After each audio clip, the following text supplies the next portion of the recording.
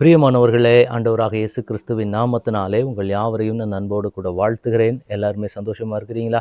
இந்த நாளிலே தேவனாகிய கர்த்தர் நம்மோடே கூட பேசுகிற ஒரு வார்த்தை என்னவென்றால், நீதிமொழிகளின் புஸ்தகம் 24ஆம் அதிகாரத்தினுடைய 17ஆம் வசனம். உன் சத்துரு விழும்போது சந்தோஷப்படாதே, அவன் இடரும்போது உன் இருதயம் களிகூராதிருப்பதாக. இந்த வார்த்தை கேட்டுக்கொண்டிருக்கிற எனக்கு அன்பான தேவனுடைய பிள்ளைகளே, தேவனாகிய கர்த்தர் இன்றைக்கு நமக்கு ஒரு கட்டளை இடுகிறார். என்ன அப்படின்னா, உன் சத்துரு விழும்போது சந்தோஷப்படாதே. எப்பொழுதுமே வேதம் நமக்கு காண்பிக்கிற ஒன்று என்ன அப்படின்னா, சந்தோஷப்பட வேண்டும். எப்பொழுதும் சந்தோஷமாக இருங்கள், சந்தோஷமாக இருங்கள் என்று மறுபடியும் சொல்லுகிறேன் என்று வேதம் சொல்லுவது, இந்த இடத்திலே தேவன் சொல்லுகிற ஒன்று சந்தோஷப்படக்கூடாது. எதற்கு சந்தோஷப்படக்கூடாது அப்படின்னா, நமக்கு விரோதமான மனிதர்களோ அல்லது நமக்கு விரோதமான காரியங்களை செய்கிற பிள்ளைகளோ வேதனைப்படும்போது, அவங்க கஷ்டப்படும்போது அந்த இடத்திலே நீங்கள் சந்தோஷப்படக்கூடாது.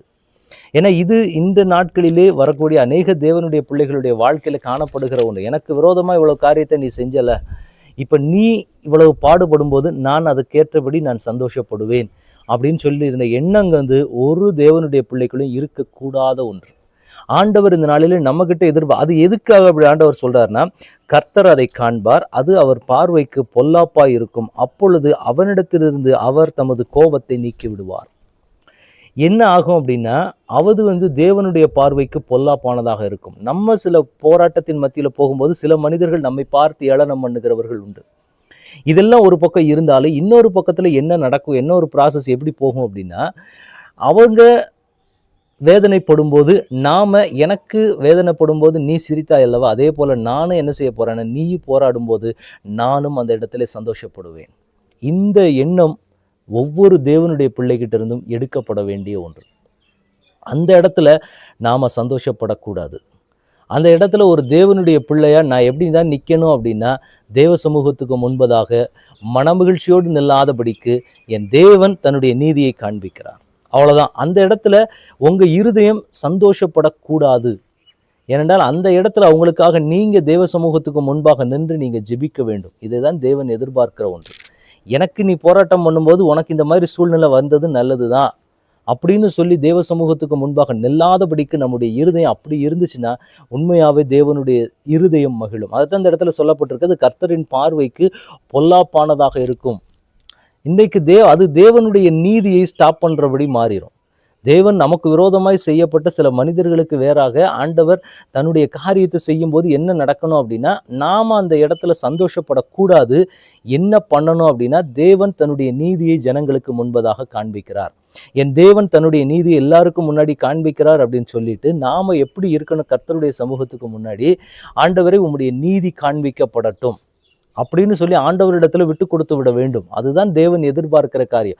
அந்த இடத்துல போயிட்டு நீ எனக்கு விரோதமா அன்னைக்கு பண்ணல, அதுக்கு தான் நீ இன்னைக்கு அனுபவிக்கிறேன்னு சொல்லிட்டு நீங்களும் நானும் சந்தோஷப்பட்டால், அதுதான் இந்த வேதம் சொல்லுகிறது, அது தேவனுடைய பார்வைக்கு பொல்லாப்பானதாக இருக்கும். அது தேவனுக்கு அருவருப்பான ஒன்றாக இருக்கும். அது தேவனுக்கு பிடிக்காத ஒன்றாக இருக்கும். அப்படி செய்யும்போது ஒரு நீதிமானுடைய தேவனுடைய நீதி அந்த இடத்துல வெளிப்பட ஆரம்பிக்காமல் அது ஸ்டாப் ஆக வாய்ப்பு உண்டு.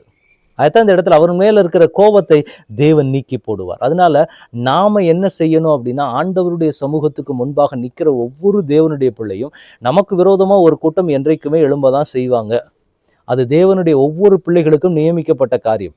அப்ப அவங்க நமக்கு விரோதமா எழும்பும் போது நாம தேவ சமூகத்துக்கு முன்னாடி போய் எப்படி நிக்கணும் அப்படின்னா, ஆண்டவரே உம்முடைய நீதி வெளிப்படட்டும், அதுக்கு என் இருதயம் சந்தோஷப்படாத ஒரு நாளும். இதுதான் நாம ஆண்டவர்கிட்ட நிற்க வேண்டிய ஒரு விதம். அப்ப இப்படிதான் நீங்களும் நானும் தேவ சமூகத்துக்கு முன்னாடி போய் நிற்கணுங்கிறது தேவனுடைய எதிர்பார்ப்பு. அப்ப ஆண்டவர் நமக்கு ஒரு காரியத்தை இன்றைக்கு கற்றுக் கொடுக்கிறார். உங்கள் சத்துரு பாதிக்கப்படும் போது, உங்களுக்கு விரோதமானவங்க சில போராட்டத்தின் வழியாக போகும்போதோ அல்லது விழும்போதோ, ஏதோ ஒரு காரியத்தில் அவங்க இடரும் போதோ, நீங்க என்ன செய்யக்கூடாதுன்னா சந்தோஷப்படக்கூடாது. உங்க இருதயம் அந்த இடத்துல மகிழக்கூடாது. அந்த இடத்துல அவங்களுக்காக ஒன்று ஜெபிக்கணும். இல்லைன்னா தேவனுடைய நீதி வெளிப்படட்டும் அப்படின்னு சொல்லி தேவ சமூகத்தில் ஒப்பு கொடுக்கப்பட வேண்டியது அவசியமான ஒன்று.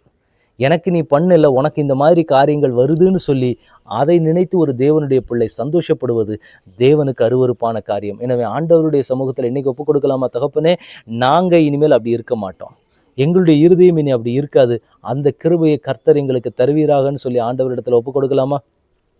தகப்பனே, உம்முடைய கரத்தில் எங்களை ஒப்புக் கொடுக்கிறோம். தேவனாகிய கர்த்தர் இம்மட்டுமாய் நீர் எங்களை தாங்கி வழிநடத்தி வந்த தயவுக்காக உமக்கு ஸ்தோத்திரம். நீர் சொன்ன இந்த வார்த்தையின்படி எங்கள் சத்துருக்கள் விழும்போது அதை பார்த்து நாங்கள் சிரிக்காதபடிக்கு, அதை பார்த்து நாங்கள் சந்தோஷப்படாதபடிக்கு என் தேவன் எங்கள் இருதயத்தை ஸ்திரப்படுத்துங்க. அந்த சூழ்நிலைமையில் அவர்களுக்கு விரோதமாய் நாங்கள் நின்று விடாதபடிக்கு என் தேவன் எங்கள் இருதயத்தை நீர் பலப்படுத்தும்படி நாங்கள் ஒப்புக் கொடுக்கிறோம். சேனைகளின் தேவன் நீர் எங்களோடு கூட இருக்கிறீர் என்பதை காண்பிக்கும்படி கர்த்தர் சூழ்நிலைகளை உண்டு பண்ணுவீராக. அதற்கு விரோதமாய் இருக்கிற தடைகள் இயேசுவின் நாமத்தினால மாறட்டும். உங்க பிரசன்னத்துக்குள்ளாக, உங்க மகிமைக்குள்ளாக எங்களை ஒப்புக் கொடுக்கிறோம்.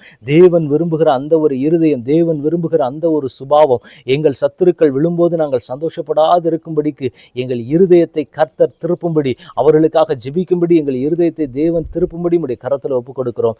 என் தேவன் ஆளுகை செய்ய வழி நடத்துங்க. இயேசு கிறிஸ்துவின் நாமத்தில் ஜெபம் கேளும் எங்கள் நல்ல பிதாவே.